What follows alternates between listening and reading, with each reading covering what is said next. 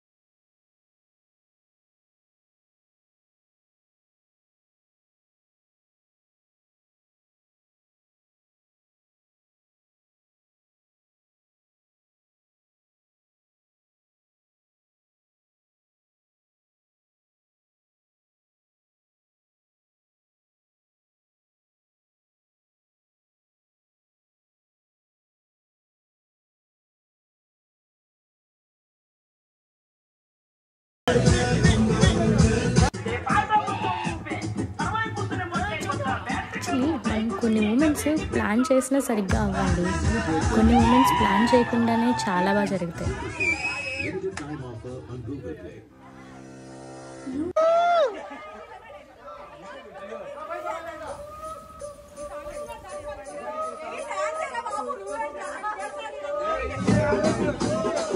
Old song, new song ఏది వదలలేదండి. మేము full అన్ని సాంగ్స్ ప్లే చేసాం, అన్ని సాంగ్స్కి ఎంజాయ్ చేసాం.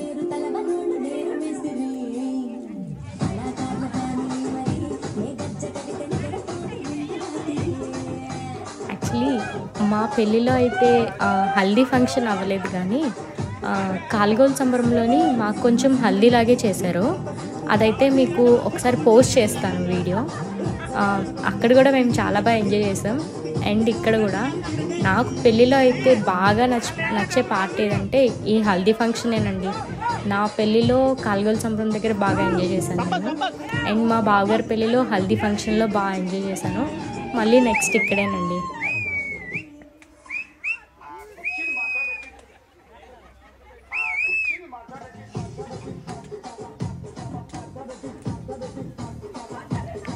అయినా మన పెళ్ళైనా ఎవరి పెళ్ళైనా ఇలాంటి గ్యాంగ్ లేకపోతే ఎక్కడ జోష్ ఎక్కడి నుంచి వస్తుంది చెప్పండి?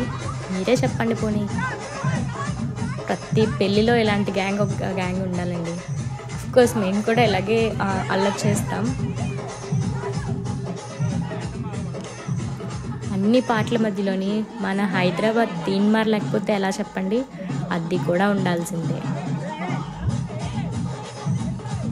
హైదరాబాద్ తీన్మార్కి మనం డ్యాన్స్ చేయండి, అసలు డ్యాన్స్ కంప్లీట్ అవ్వదనుకోండి.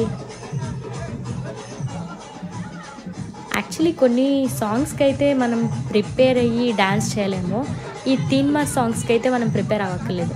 ఆటోమేటిక్గా మన బాడీలో ఉన్న జోష్ అంతా బయటకు వచ్చేసి డ్యాన్స్ ఆటోమేటిక్గా వచ్చేస్తుంది. అంతే. మీకు కూడా అంతేనా?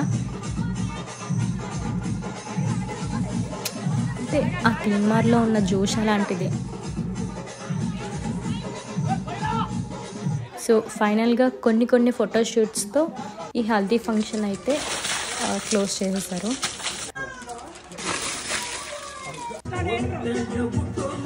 సో లాస్ట్లోని ఒక ఫోటో కజిన్స్తో ప్లాన్ చేశారు. ఆ టైంలో అన్ఎక్స్పెక్టెడ్గా మా హస్బెండ్ బ్యాక్ సైడ్ నుంచి వాటర్ పోయాలి. బట్ అదే అన్ఎక్స్పెక్టెడ్గానే పెళ్లి కొడుకు మీద కాకుండా ఆ పక్కన ఆయన పడింది. ఆయనేనండి మన చరణ్ బ్రో. యా, నా వీడియోస్ కనుక మీకు నచ్చినట్టయితే లైక్ చేయండి, షేర్ చేయండి, సబ్స్క్రైబ్ చేయండి. Thanks for watching.